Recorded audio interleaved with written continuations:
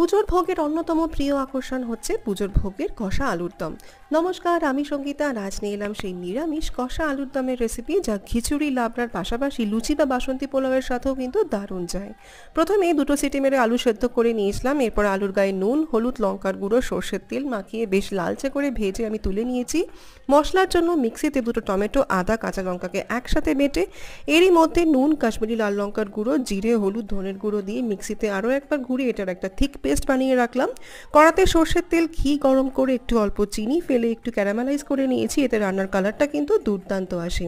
এরপর একে একে তেজপাতা, শুকনো লঙ্কা, গোটা গরম মশলা, গোটা জিরে, হিং ফোড়ন দিয়ে বেটে রাখা মশলার পেস্টটাকে দিয়ে লো টু মিডিয়াম আঁচে 7 থেকে 8 মিনিট ভালো করে কষিয়ে নিয়েছি, যতক্ষণ না মশলা থেকে পুরো তেল ছেড়ে আসছে। এরপর অল্প গরম জল দিয়ে ভেজে রাখা আলুগুলোকে দিয়ে ঢেকে একটু ফুটিয়ে নিয়েছি। ঠিক নামানোর আগে অল্প গরম মশলার গুঁড়ো আর ঘি দিয়ে ভালো করে মিশিয়ে নিলে আমাদের ভোগের